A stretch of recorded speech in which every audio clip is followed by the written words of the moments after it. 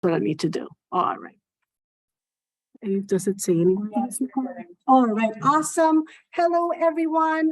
And like the light is hitting me in the wrong angle. My name is Dr. Fitzgerald, and I am going to be using the next hour to go over clinical reasoning and test taking strategies. This will be recorded, and I will make sure that all instructors get the links out. For those of you that are either at home or watching from a computer, I actually have polling, and you can actually answer to the questions through a poll, which is kind of nice because it lets me know how you guys are doing. I know there's a way I can move this bar. Oh yeah, okay, I want to move it here. There we go. Oh, I feel so happy now. All right, so I call this clinical reasoning and test taking strategies because I believe that we really should be teaching you to think like a nurse, not just to answer a test, but actually think like a nurse. And that's when clinical reasoning comes in. I wish I could just, instead of calling it test taking strategies, could call it clinical reasoning, because the NCLEX should be answered like if you were in a patient with a patient in a room. So we'll get started here. So first I want to discuss the different type of items that you will see on NCLEX. And this is pre-next gen. We will have more education that has to do with the next gen. But right now, if you were to open an NCLEX style book and just do regular questions, which will still be present in the next gen. So it's not like the whole test is changing. We're just adding some stuff. The first type of questions are knowledge questions. If you think back to the beginning of your nursing career, maybe even pharmacology, where we were teaching you about a medication and you needed to know what the side effects were. Knowledge is basically testing your ability to recall information. As you move through the program, questions do get harder, and this is because they are application questions. In an application question, it actually requires you to use your clinical reasoning, including that knowledge, to make sure that you solve a client's issue and keep your client safe. So I kind of call it going from A to B to C, because it's not just, cannot just remember what it is. I need to use that, remember that information and use that for my patient care. So I actually have an example of what these questions may look like. So a question, we'll do this, and I'm gonna release the poll. If you're at home, you can vote via the poll. If you're here, you can just lift your finger up and down. 1, 2, 3, 4. There we go. So we have the new nurse prepares to administer medications. Which action should the clinical educator question? 1, verifies the correct client. 2, verifies the correct route. 2, verifies the correct dose. 4, verifies the correct room. All right, let's see here. So what is this referring to? The 6 rights of medication administration, or the 18 rights, because I don't know how many are there anymore. There used to be 5 when I was in school. So the correct answer here is number 4. And those of you at home had a little more than half pick number 4. So the 5, well, we'll do the 6 rights. We have the right client, the right drug, the right dose, the right route, and the right time, and then the right education, or the right to refuse, or the right teaching. I've seen all different kinds of rights, but those are the main 5 rights. The right room is not one of the rights. People get moved from room to room all the time. So this is an example of a knowledge question. You memorize the 5 rights, you should be able to answer this question without thinking too much about it. All right. Now we're going to do the next question, and I will relaunch. All right, an older adult client reports swelling of his lower extremities. He has discoloration in his legs and painless ulcers near his ankles. Which nursing intervention is appropriate? 1, position the legs dependently. 2, elevate the legs above the heart. 3, assess for the presence of a DVT. 4, anticipate an order for heparin. Oh, sorry, I need to get my poll. There you go. There's the poll.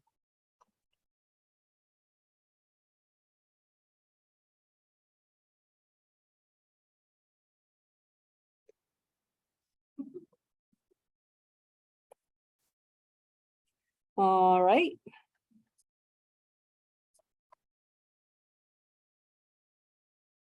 We're all over the place at home.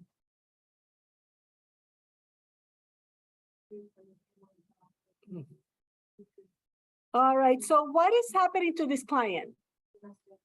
Venous stasis, so peripheral vascular disease. Yes, this is being recorded. So peripheral venous disease, all right? So for venous disease, we put the legs up. For arterial disease, we put the legs down. So the answer here is number 2. So this is, if you look at this question, this is an application question. I didn't tell you what this patient had. You had to figure out what was wrong. You had to tell yourself there's swelling, that's peripheral vascular disease, and then you needed to go forward from there and decide what you're going to do for this patient. That is how an application question looks like. All right. What if my client had PAD, peripheral arterial disease? We would do number 1 because the legs would go down, and that looks like an A. If we suspected a DVT, any swollen in the calf, and then they may actually also be on heparin. So when it comes to like a test taking tripping here, tip is that the NCLEX is going to give you stuff that is real. They're not going to put stuff that is so dumb that you're like, oh, that's not it. They're really going to give you things that, that you've heard in school, which is why you really need to be familiar with your content. And also on NCLEX style question, I can change a couple of words in here and my answer would be different. I can describe someone with painful ulcers in their feet, cyanotic feet, lack of hair, intermittent claudication. What was that? Unilateral would be a DVT, yes. So, you definitely do need to understand your content. Another thing that I like to point out in here is that you want to take into consideration the whole question, because some things that students do sometimes is that they'll try to pick and choose, like, and I've used the question, your patient comes in, they have shortness of breath, pink frothy sputum, and crackles, and you forget to take into consideration the crackles and the pink frothy sputum. Oh, shortness of breath could be anything. It could be pneumonia, it could be TB, it could be congestive heart failure. So you always want to make sure you take everything into consideration, which I think we're going to talk about in the next slide. So, right. So actually, before we go to that, I wanted to just talk real quick about the select all that apply. I think that students are very intimidated by select all that apply. They look big and scary.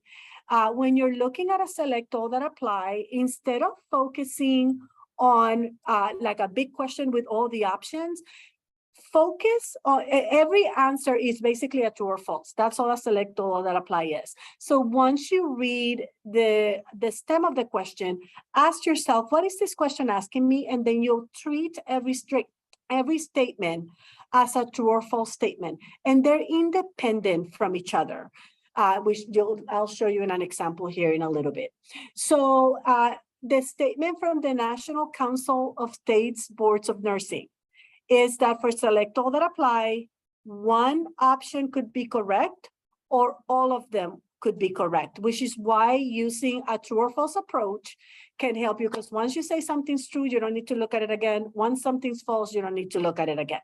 And if you use this, and when you get to the end, if you only mark one, well, I'm sure that this is what it is, move on. They will also always put the word select all that apply at the end. They will have 5 to 7 answers. For next gen, they may have more than that. They call them extended select all that apply, but they work just like these. And then we want to use that true or false approach. So I just, in the chat box real quick, can you guys tell me what class are you in right now? I just kind of want to get an idea, because everyone should be able to answer the next couple of questions, I think, because they're very basic. So you can do it privately. You don't have to do it to everyone. I just kind of want to get an idea of at least one of the classes you're taking. NCLEX Preceptor, all right. 1 to 5, all right, 1 to 5. That is what I'm teaching, that's transitions. Patho. Oh, Chanso, hi Chanso. MedSurg 3, all right. So we have beginning, end, I know I have MedSearch 3 here, Pharm and Patho 222, 223, Capstone Preceptor. So we have everything from the beginning to the end. So if you're at the beginning, Wenta, you have a question? Oh. Hi, No. Cham. So, all right. So, so the next couple questions, anyone should be able to answer because they're pretty, I think they're pretty simple. Let me see here if I can get to it. Usually I do this with a big monitor at home. And I'm getting, all right, let's see this here. All right. So we have, and let me get the poll out for those of you at home. And remember, you're going to treat this like a true or false statement. And there we go. So we have a nurse completes an admission assessment. Which client data is subjective? Select all that apply. All right. So we're going to do every statement is a true or false statement. Is a heart rate of 90 subjective or objective? Actually, I'm going to ask it as a true or false. Is a heart rate of 90 subjective? Yes or no? I hear heads checking here saying no. Is abdominal incision red subjective? No, it's not. False. Is capillary refill less than 3 seconds subjective? No. All right. Is leg pain radiating subjective? Yes. Is nausea after sips of water subjective? Yes. So using that approach, and hopefully if you're in assessment, you were able to do that. But using that approach, we should come up with our options right here. All right. Leg pain. So one thing about subjective data, you always remember. So my patient may tell me they have leg pain. What can I document to kind of, like contribute to that documentation? Like, and what else? What else can I see? Give me some objective stuff that I can document based on maybe heart rate, grimacing. Same thing with the nausea with sips of water. Maybe the patient is telling me they're nauseous, but but maybe they're dry heaving. All right. All right. Let's see here. So let's do another one. And if you're in my patho class, you should be able to answer this because we just lectured on this. So a nurse cares, let me get the poll out, I'm sorry. A nurse cares for a client who has hyperthyroidism, which are expected findings. Select all that apply. All right, so true or false, you have tachycardia, weight loss, restlessness, hypotension, constipation, and increased heart rate. So yes, definitely body language is that backup that we're going to document. So if my patient is nauseous, maybe they're holding their stomach or something like that. Good.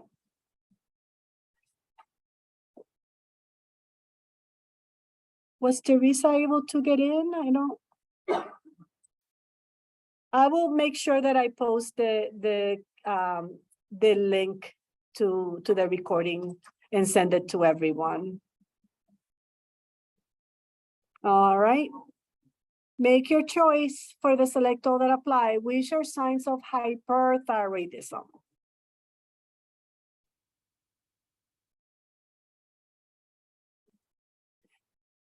Thank you, Heather. All right. So the answers here. So hyperthyroidism, everything's fast. So tachycardia, weight loss. I describe these clients as the friend you love to hate that can eat everything and they're always skinny. All right, so they're hungry, but they're skinny. They usually have diarrhea, hypertension. They're usually hot, maybe me right now. So the reason I like to point out in this question, so how each answer is independent from each other. You told me tachycardia, but you also had to give me increased heart rate. You can't do one or the other. And I know sometimes students, I remember having a question on shock. And what are interventions for a client with hypovolemic shock? And the options were put the client on a non-rebreather mask. And then they had an option to prepare to help in intubation. And they would pick one or the other. Like, well, I already put them on a mask. So I already gave them oxygen. And I'm saying this is kind of like thinking like a nurse. If you were in the working and your patient had an unrebreather mask and they were still not doing good and their O2 sat was still low, what are you going to say? Oh, too bad, so sad, that you're already on oxygen. No, you're going to call respiratory. So you want to make sure you mark anything that is a possibility, just because, don't feel like, oh, that's redundant. It's not. All right. All right. So the next thing that you need to know, and I think this sometimes makes it hard for students when they're reading questions, because you want to put information there that is not there, or you feel like we're not giving you everything you need. For NCLEX style questions, we will give you everything you need. The client, which most questions call the client, but you may see the patient in all textbooks. The client is going to be an adult between the ages of 20 and 65. All right, so 20 and 65. If by any chance you need to know the gender, they will give you the gender if that's significant. If they don't, it's because it doesn't matter to the answer of the question. If the client is younger, they're 20, they will either give you their age or their developmental stage. If the client is over 65, they will call them the older client. All right. So, for example, if I was to tell you that your client is an 11-year-old little boy that comes in with right lower quadrant pain, what are you thinking that could be? I'm thinking appendicitis. What if I tell you that your client is a 23-year-old female with right lower quadrant pain, and she has not had a period in 2 cycles? Ectopic pregnancy. You see how that adding that age, and I'm sorry, I'm moving fast. I have people answering here. But yes, that makes a big difference whether, it's an 11-year-old little boy or a female of childbearing age. All right. So don't forget that your patient is going to be between the ages of 20 and 65. If the gender is significant, it will be provided. If they're younger, developmental stages, and for developmental stages, focus on textbooks, not your genius child that's at home.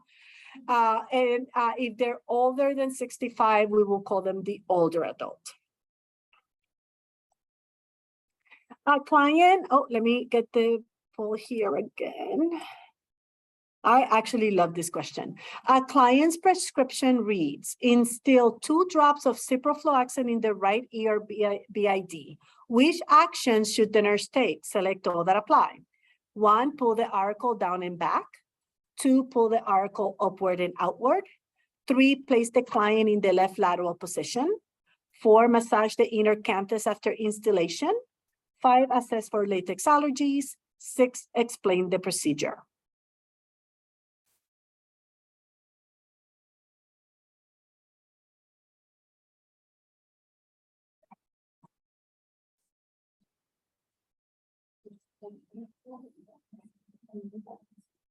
Oh, I'm loving the conversations here. All right, so let's do that true or false. So who's our client here?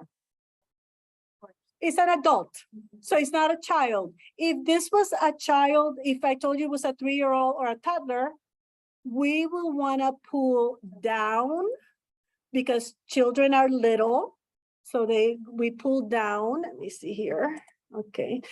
If an adult, we're going to pull up.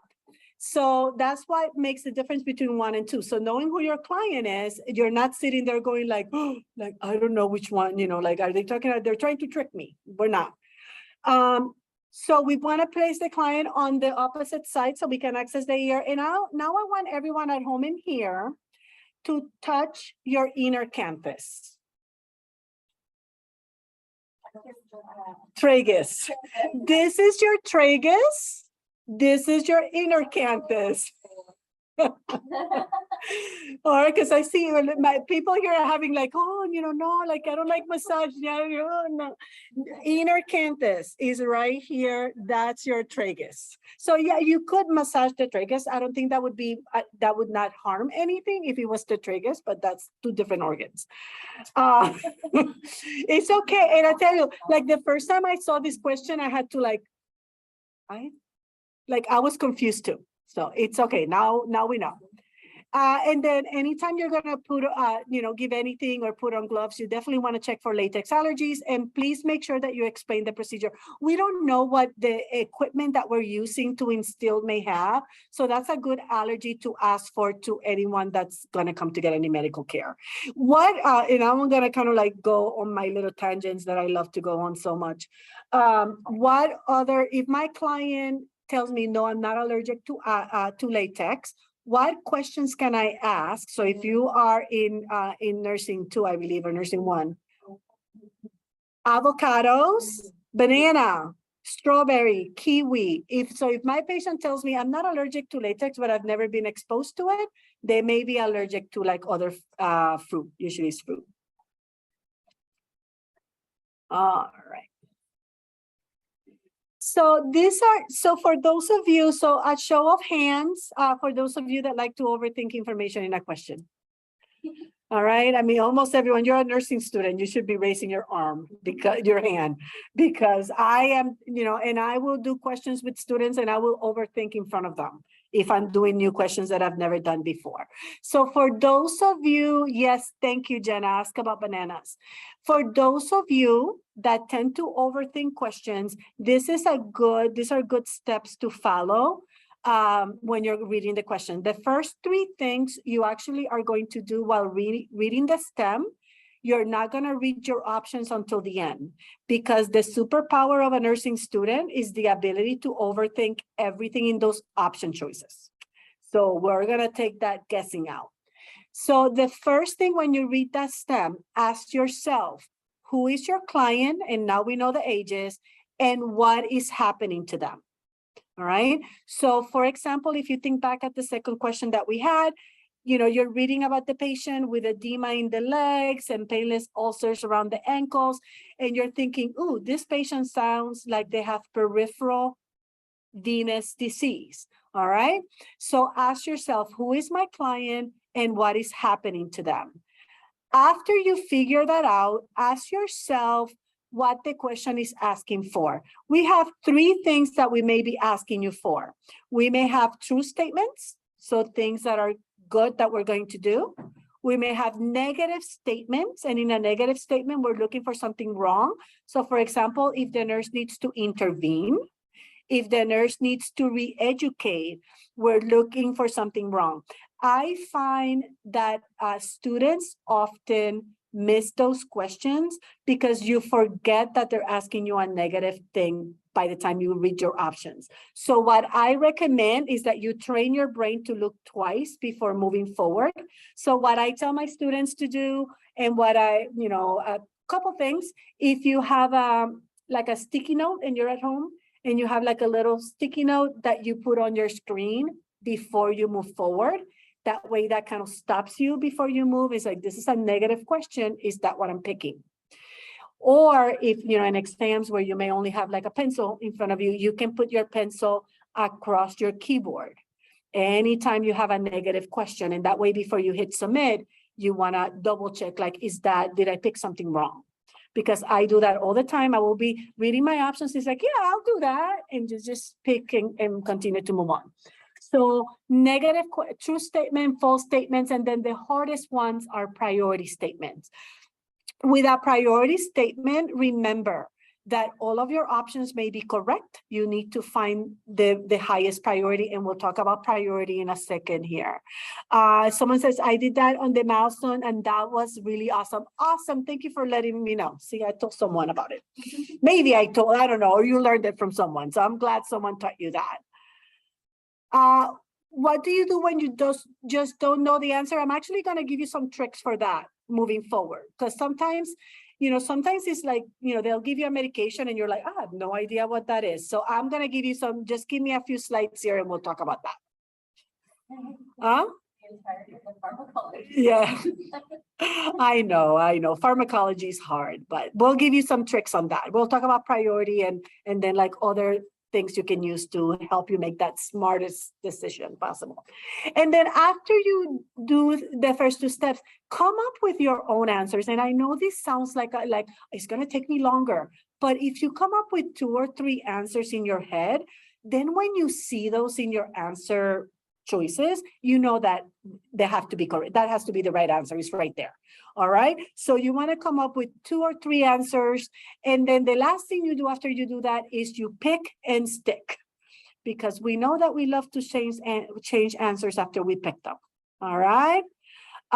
So pick and stick, especially if the first thing that came to mind was like, yeah, I'm going to sit the patient up, you know, and that's right there. That's probably the right answer. You came up with it right off the bat. All right, so we're gonna try to practice a little bit. So try not to read the answers, let's think through the problem. And I did try to make this not pop up the answers, but then I messed everything up. So I'm like, it's okay. So you have a client who is 4 days post-operative cholecystectomy, and they're coming back to the ER with a temperature of 102 degrees. What should the nurse anticipate doing next? So don't read the options. What do you think is happening to this client? What's their story? All right, I got answers here in the room. What do you guys think at home? What's happening to this patient? Infection, yes, infection. And then what type of question is it? Is it true, false, or priority? It's a priority question is what I'm hearing here. Hopefully you guys agree at home. So so I'm looking for a priority question, and then I'm going to come up with my own options. So a patient comes in with infection. What are some things we're going to do?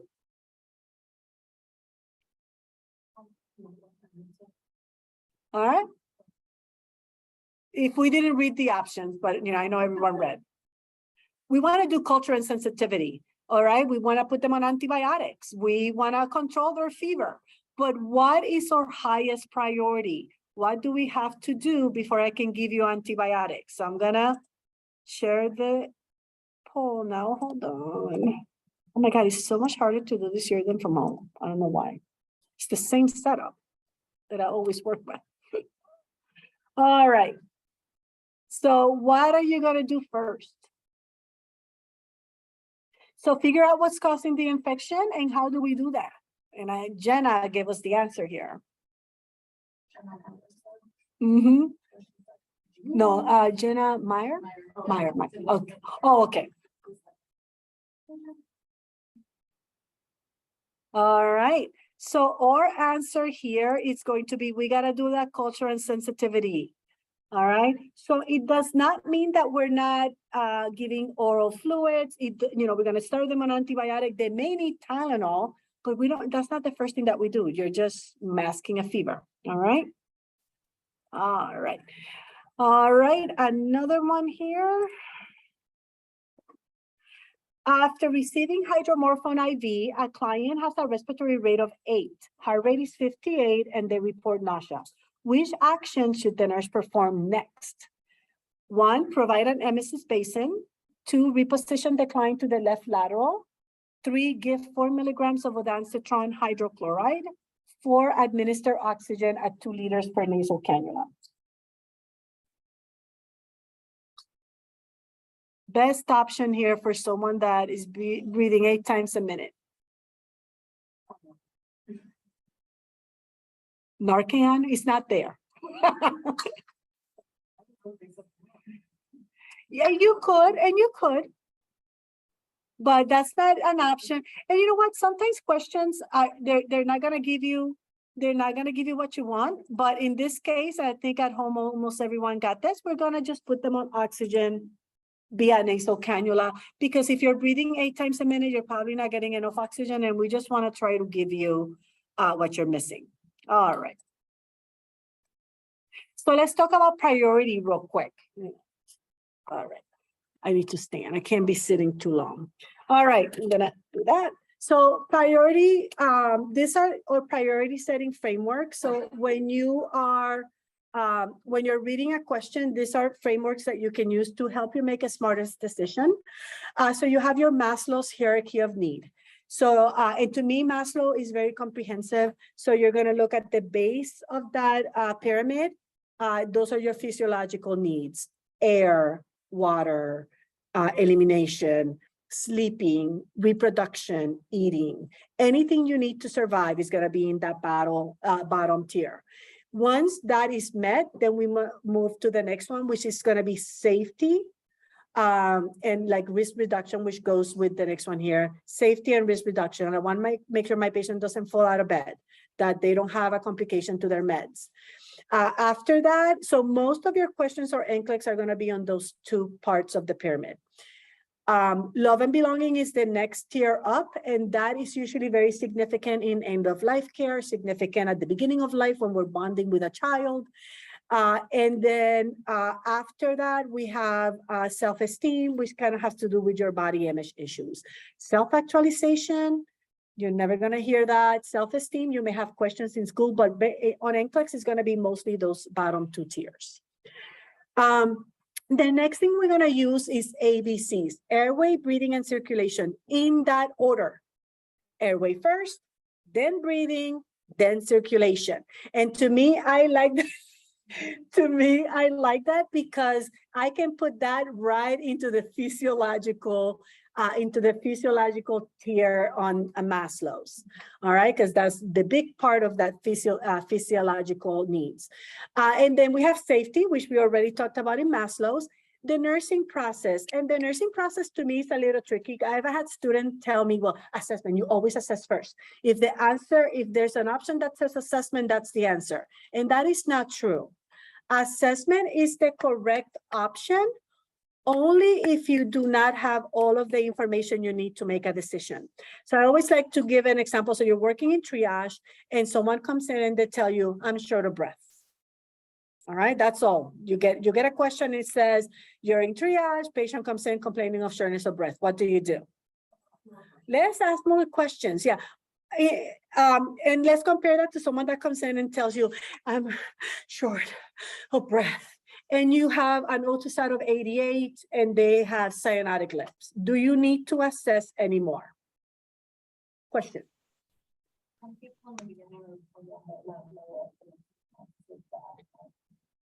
Yes, and that's so if you are early in the nursing program, the nursing, like the nursing process may not be too familiar, but you will definitely learn it. So we have nursing process is starts with assessment.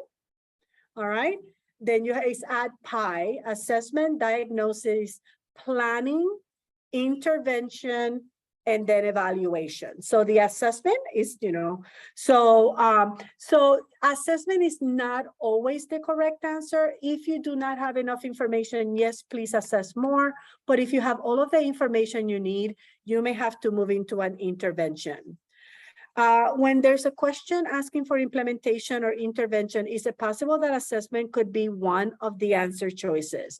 Yes, assessment is part, it could be an intervention as well. If you don't have all of the information you need, then this is why the nursing process is cyclical.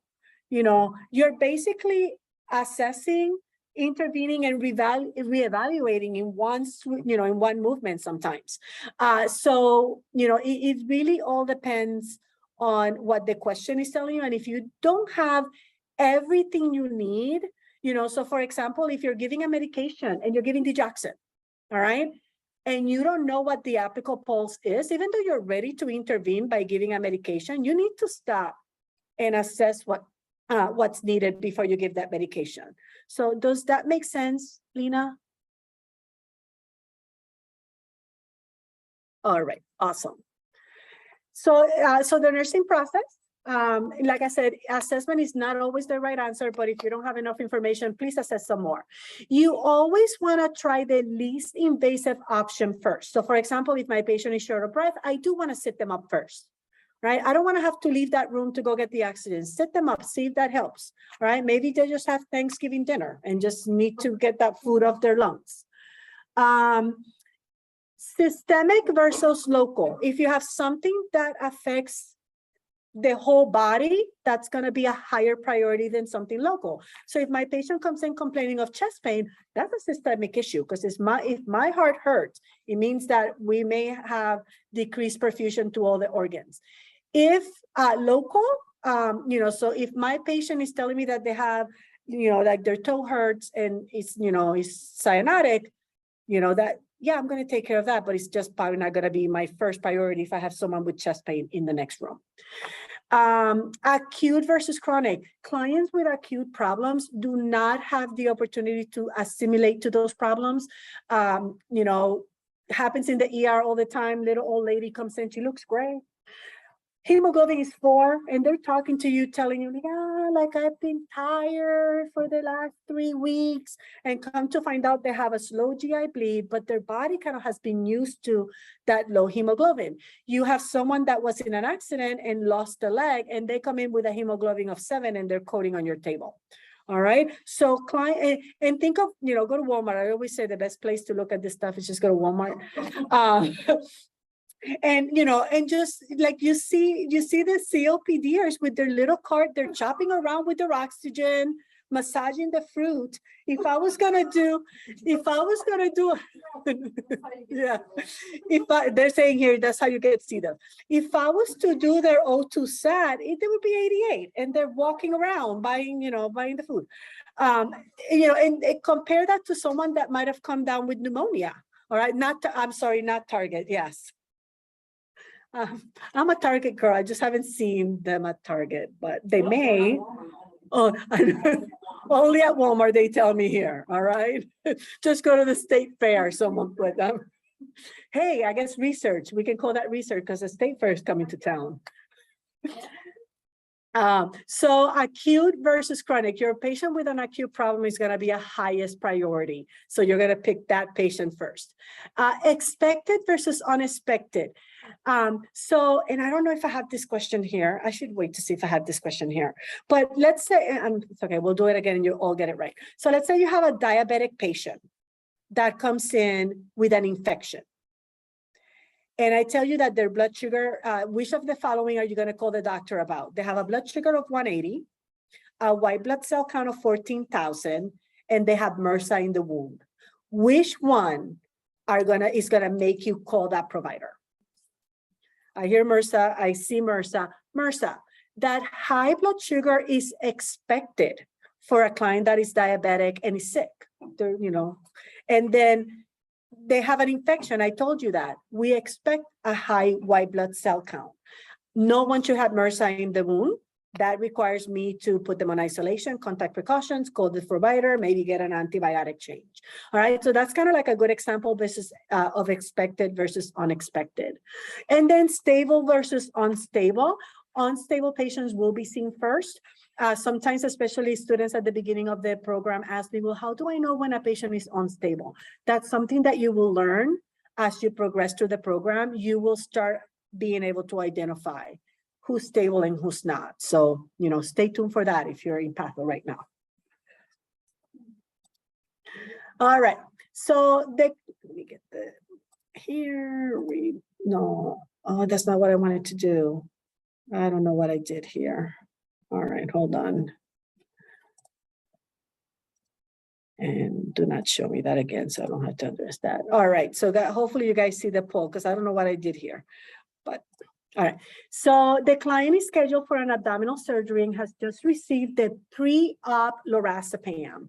The nurse should A, keep the client quiet, B, obtain the consent, C, prepare the skin at the surgical site, D, place the side rails up on the bed or the stretcher. So patient just got lorazepam. What is lorazepam?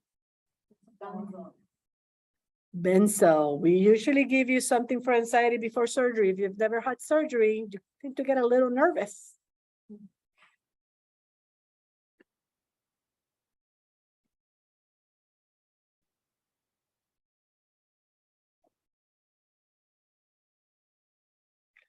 All right. And the answer here is 4. So benzodiazepines, they're gonna alter your level of consciousness. So we want to make sure that we keep the client safe. So this is an example of safety. All right, so using safety. So when would we obtain the consent? Is this before? If you get the consent now, you can be in legal trouble.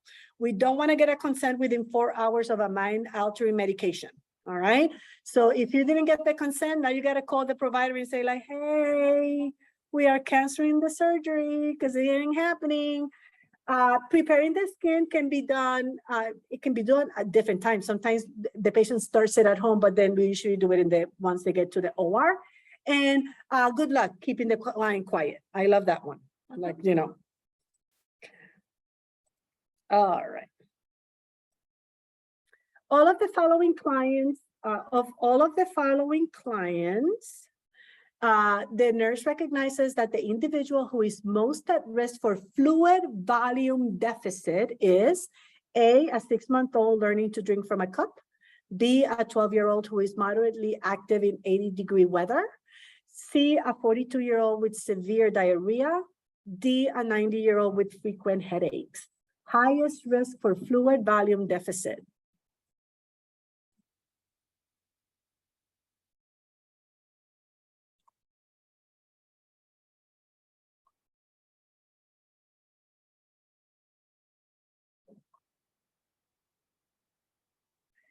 So this is an example of acute over chronic. So it is going to be C, the client with severe diarrhea. This is an acute problem.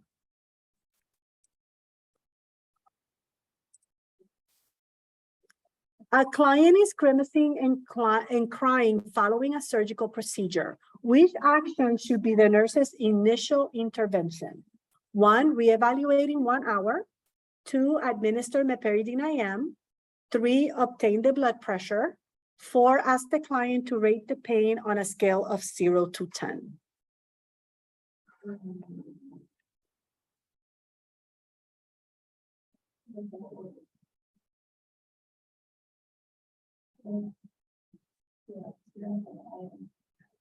It's not even that. The reason for this, so do I know why this patient is crying? Or maybe someone told them that they have cancer. So you don't know why this client is crying. Yes, it's probably safe to assume that it's probably pain.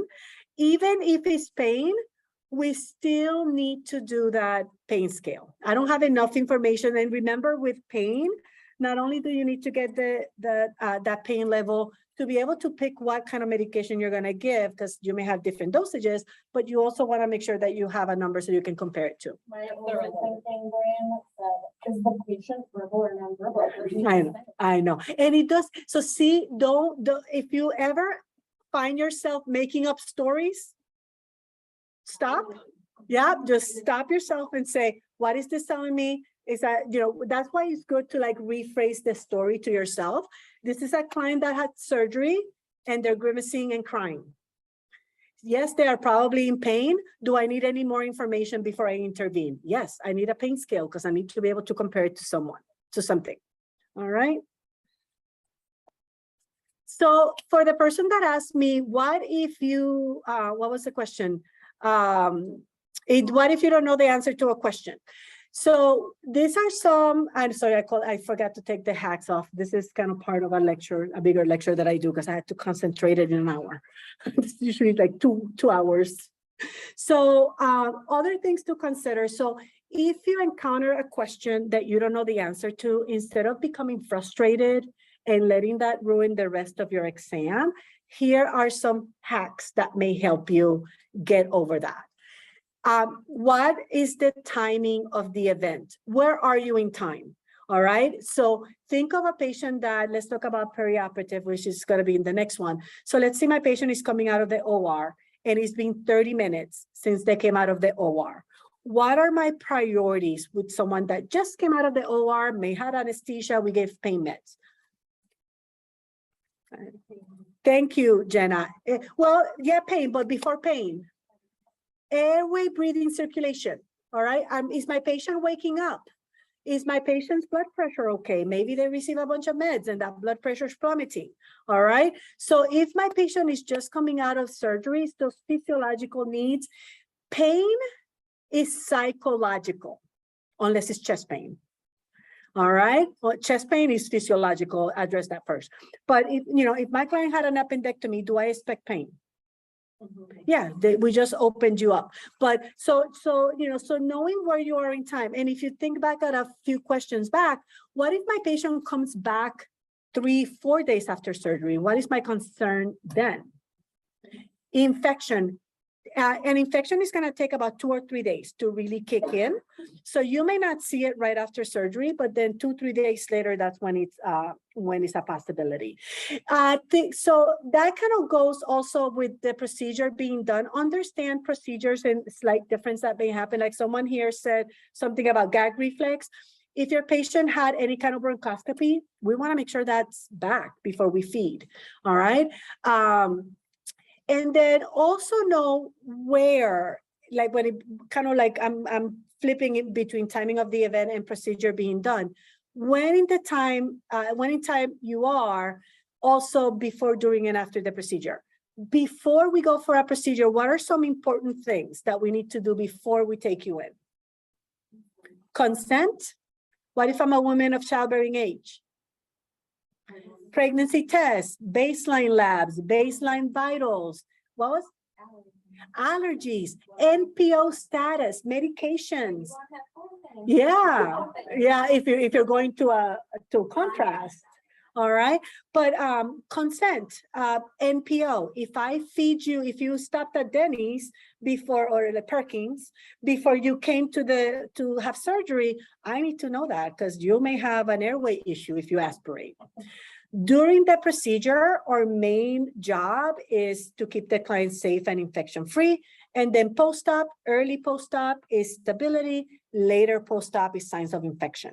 All right, so if you're reading a question and it tells you that is before, during, or after, that can help you pick a better answer. All right, so really good job. Allergies, pregnancy. Always stay with the client. You don't leave the client. All right, so if the option is go call the doctor, you don't leave that client. You can find a way for people to come and help you out.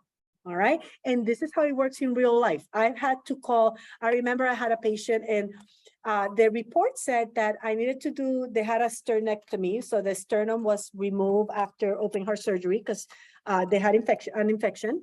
And they're like, oh yeah, you need to do a dressing change, sterile dressing change. No one told me the extent of what I was gonna see. I am not kidding you when I said that when I took that dressing out, it just kept coming like a magic gauze. When all that stuff came out, I could actually see the lungs and the heart. It was like an anatomy lesson. And at that time, I figured, like, I don't have enough sterile dressing to do this dressing change. And so was I gonna leave to go in the staff, the room was like right across the hallway. Would have taken me probably like, less than 30 seconds to get back in there. But was I gonna leave that patient in there? Number one, I have an exposed chest. I don't know if the family walks in. Number two, I don't know what happens to my sterile field once I walk across the hallway. All right. So, and then I press the call light and no one would come. I press the code blue button. I call that the magic button, because even if people are ignoring your call bell, you press that blue button, everyone shows up. And when they showed up, I'm like, oh, can you get me some? Oh, sorry, did I do that? Can you go get me some dressing? Because I don't have enough. All right. But please do not leave your patient. Use what you know. So this is a good trick for pharmacology and for diseases that you may not understand. Use the information in the question. If I tell you your patient is on a certain medication and they have a history of breast cancer, it is probably safe to assume that it's probably a chemotherapeutic agent. Or if you're giving this medication for anxiety. Don't try to dwell on the medication that you don't know. Just look at the information. Maybe they give you vital signs. Maybe they tell you your patient comes in with thalassemia, and I have no idea what thalassemia is, but I give you what the vital signs are. Use that information. All right. So use what you know instead of getting frustrated. That's going to help you make a better option than if you just like mini, miny, mow it. And then use delegation principles, and we'll go over those. I have a handout, a little information on that. All right, here we go.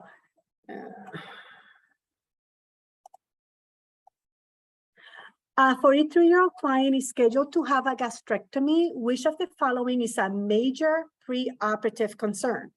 A, the client's brother had a tonsillectomy at age 11. B, the client smokes a pack of cigarettes a day. C, the presence of an IV infusion. D, a history of employment as a computer programmer.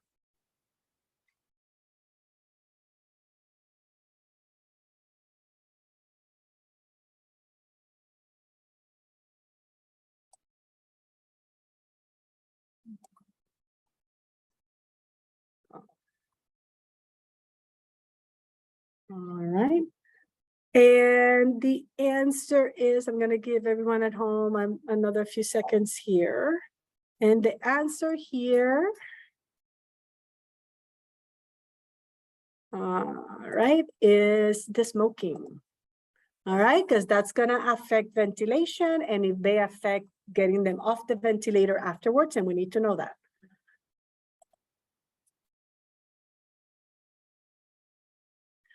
At 8 a.m., the registered nurse is admitting a client scheduled for sinus surgery to the outpatient surgery. Which information given by the client would be of most immediate concern to the nurse? A, the client has an allergy to iodine and shellfish. B, the client was nauseated after a previous surgery. C, the client had a glass of juice before arriving. D, the client expresses anxiety about the surgery.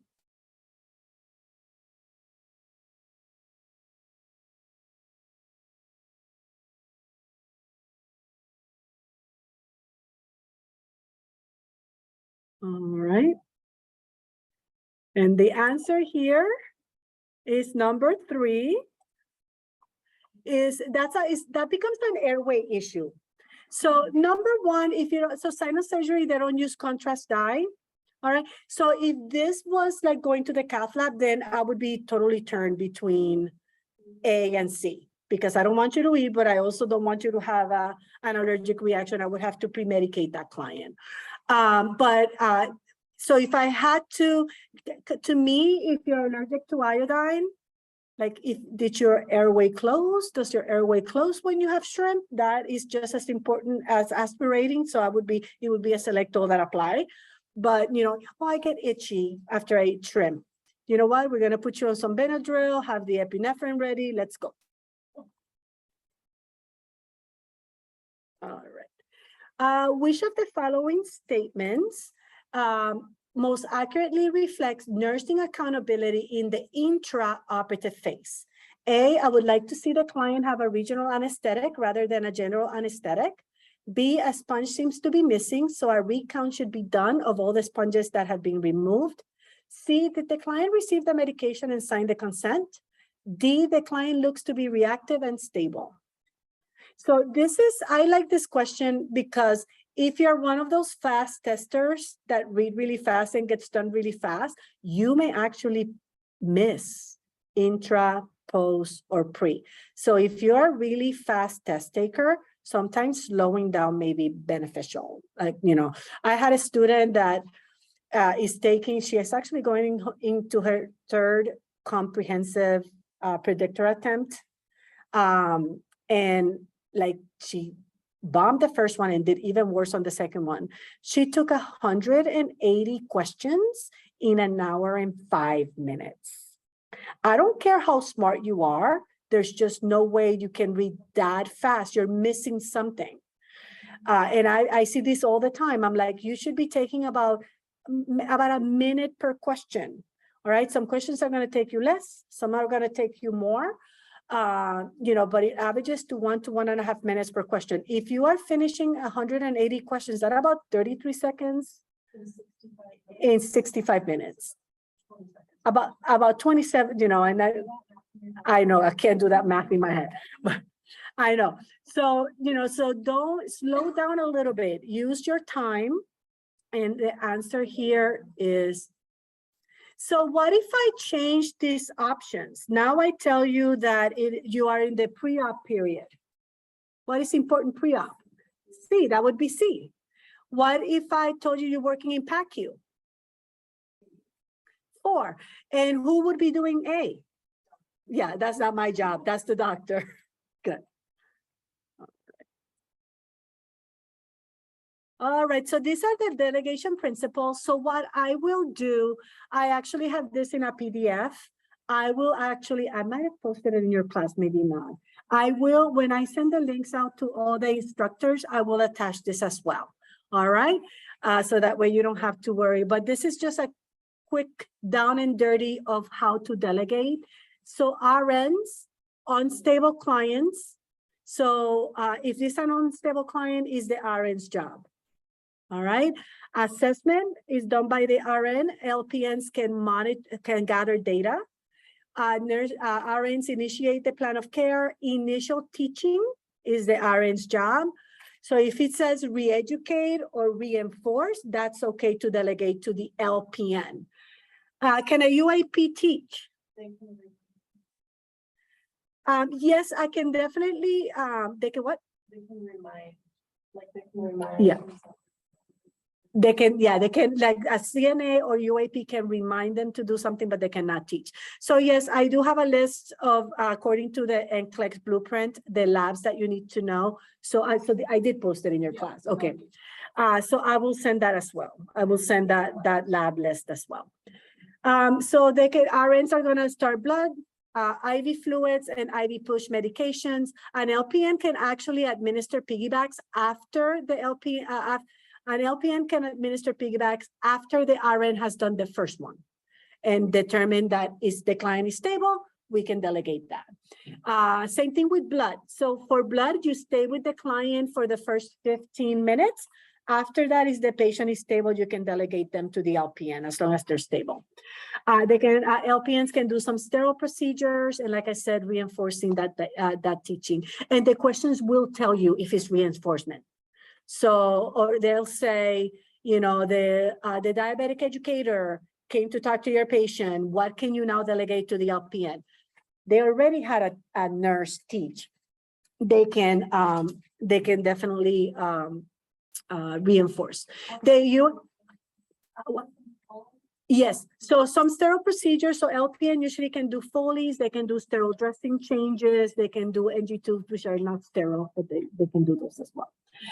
The UAP can take care of stable clients, they can do collection of data like vital signs, specific data like weight, I's and O's. They can do hygiene care, bed making, feeding, positioning the client in ambulation, as long as the patient is stable, all right? The LPN and UAP. So the LPN will reinforce, the UAP will remind. So addressing here. Not do the initial teaching. All right, cool. So let's move. I only have like 4 more slides, so we'll get done here soon.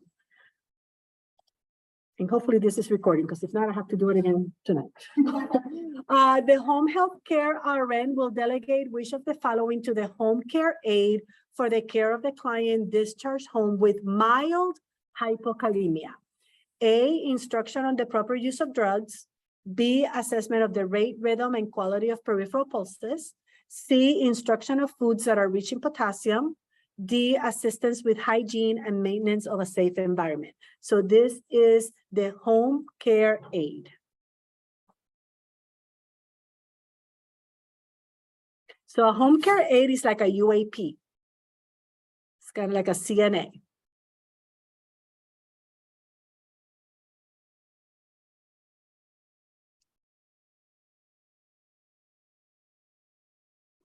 All right. D. So A is teaching, so that's the RN. B is assessment, that's the RN.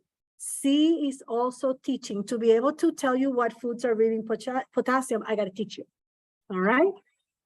So my CNA could do activities with daily living and, you know, help them with bathing and stuff like that.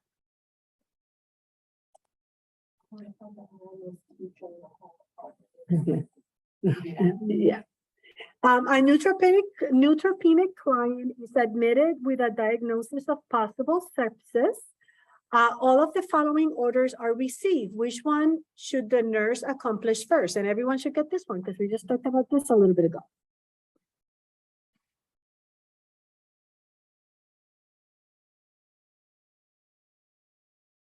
All right, get those cultures.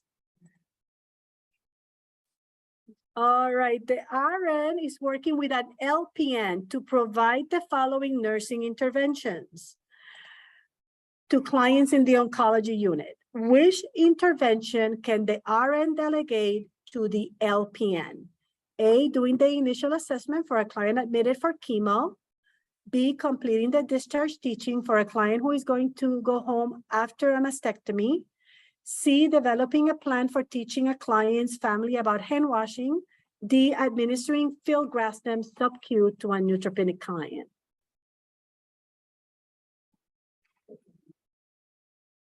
Oh. I know, I'm like, All right. And the answer is C, D, sorry, D, the other C.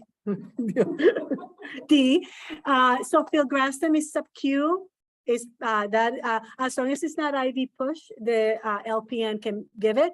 Number 1 is assessment, number 2 is teaching, and then number 3 is teaching. If B or C would say reinforcement of hand washing or reinforcement of teaching after a mastectomy, then it would be a select all that apply. All right. But if it doesn't say that it's reinforcement, it's going to be that initial teaching. All right. And this is the last question I have. You are caring for a client with atrial flutter. Vital signs are temperature, 37.5 degrees Celsius. Heart rate is 128, respiratory rate is 24, blood pressure is 88/40, and pulse ox is 93%. Of the following orders, which one would be appropriate to have the LPN implement? A, metoprolol, 50 milligrams PO. B, normal saline, 120 mLs an hour. C, Ativan, 1 milligram IV at bedtime. D, 2-liter nasal cannula per oxygen. Nasal cannula oxygen.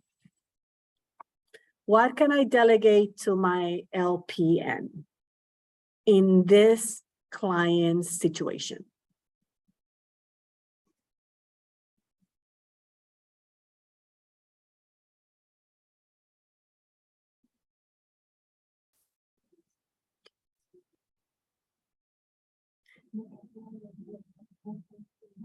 Okay, look, so Metoprolol, I want you to look at the blood pressure.